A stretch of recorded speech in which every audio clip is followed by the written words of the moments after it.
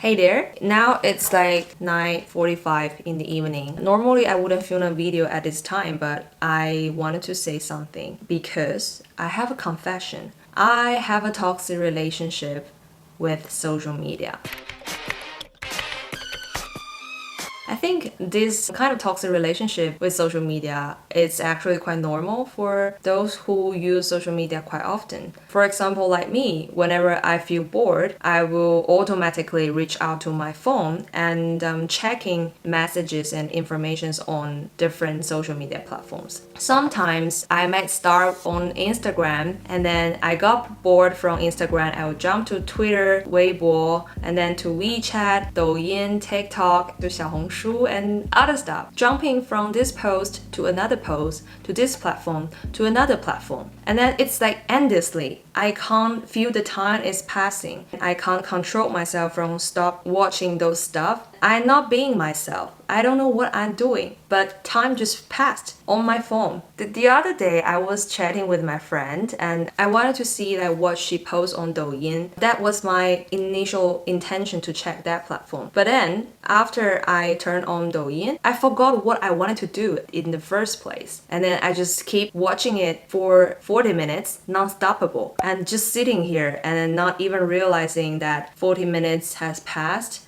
Not even feel tired, even though I stare on my screen for such a long time. I don't like that. It's not saying that social media is totally a bad thing, but it's just the fact that I can't control my own behavior, that I feel that I cannot fix this toxic relationship with social media. Let's say that social media is a douchebag. You know it's not good, but you still want to spend time with this douchebag, and then you can't make up your mind to leave this douchebag entirely. That's how a toxic relationship begins and goes. But for me personally, social media didn't bring me a lot of anxiety, depression, or other mental health problems. Actually, I enjoy using social media and it did bring me a lot of joys and good times. Without social media, I don't think I can find so many like-minded people online that I can feel myself relate to them, and I wouldn't find a lot of inspiring content creators that I look up to and then learn a lot from them. And without social media, I don't think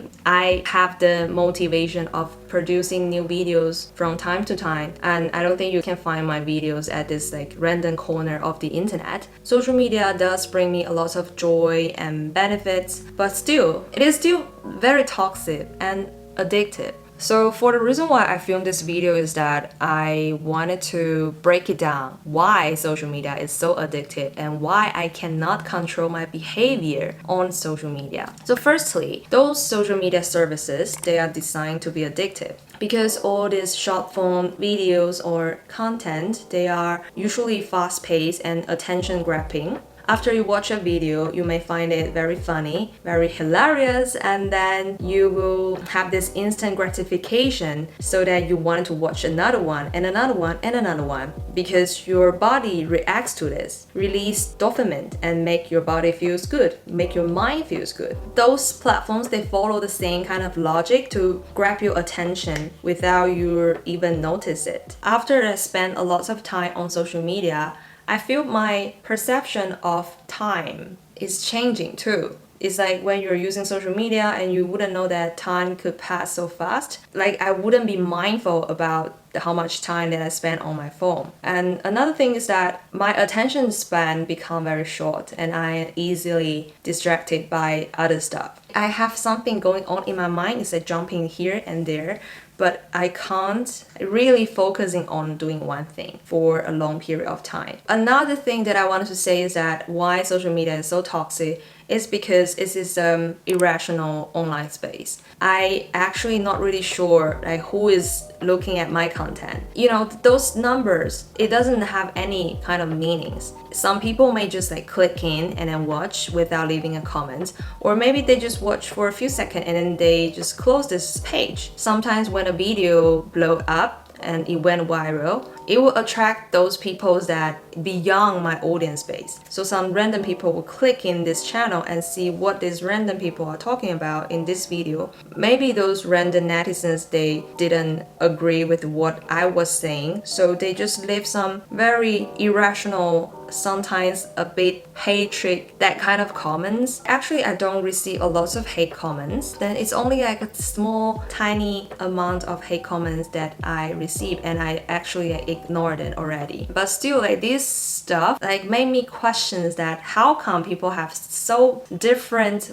word viewed with each other, and then how come they can say things like that? That is like stupid. But the internet is full of all these stupid things. These hate comments and the negative comments that could sometimes make myself feel a bit upset. So I actually have a folder on my laptop. It's called Good Vibes Only, that I collected all the sweet things and positive comments that you all left to me. So I put all these screenshots in this folder in order to remind myself that the internet is a good place, even though there are some hatred and stupid things that pop out occasionally, but not an entirely evil place, because me and other people, we actually can have a certain kind of parasocial relationship. It's like we are like friends talking to each other, even though we don't know each other in real life. Speaking of being like friends, I also wanted to talk about the issue of online persona and authenticity. I don't really care about the things posted online because I knew that it's not 100% authentic, and what you see online is not true for the most of the time.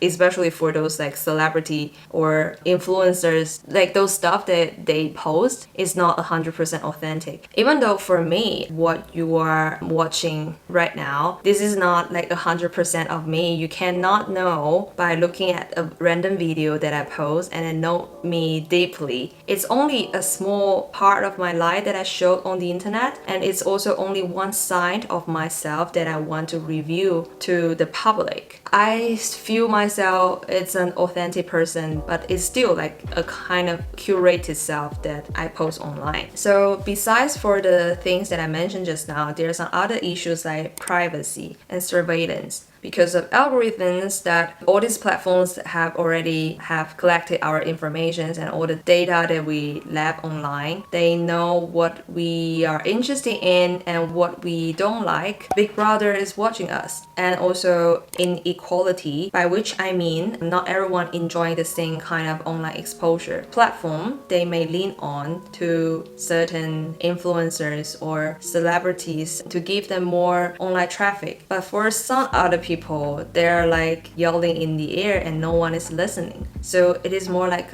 inequality of visibility. And also the tightening restriction on the internet is not just on Chinese platforms, but also some US-based platform. You have to be extra careful what you post online, because you wouldn't know how a small action might lead to a severe consequence. I keep wondering what's the solution for addressing all these problems of toxic relationship and social media addiction. For example, is quitting social media a solution?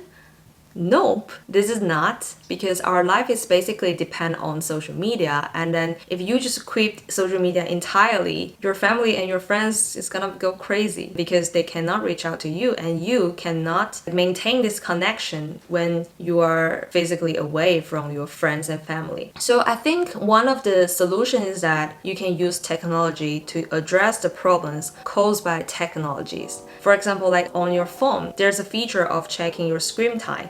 And by looking at it, you can be more mindful about the time that you spend on your phone, because that's how I knew myself already spent like 40 minutes on a single app. In the meantime, I'm also thinking we shouldn't depend so much on technologies to addressing these problems, but it's more like changing your mindset. Next time, let's say if I feel bored, I need to think about some other things that I can do instead of checking my phone and social media. For example, I can go out for a walk. I can go to the living room and grab a snack and then walk to the balcony to enjoy the scenery outside. That's one way. Or I can talk to my flatmate about what he's working on. Or I can do some quick HIIT workout. You know, it's quite hard for me to think that the world is still a splendid place with lots of interesting things happening, because we're in lockdown and we cannot go anywhere. And then the only way that we learn about what is happening around the world is through digital media. I know it's tough, but changing the mindset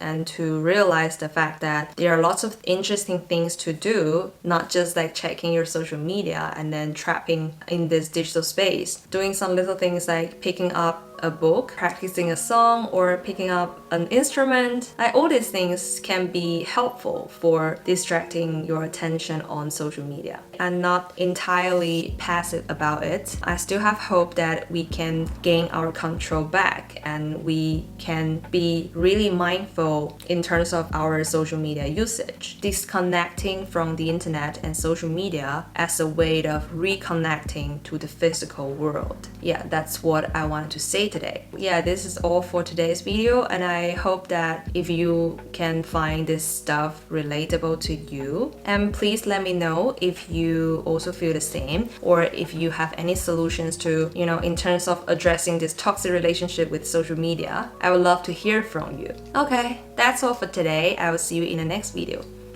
Bye!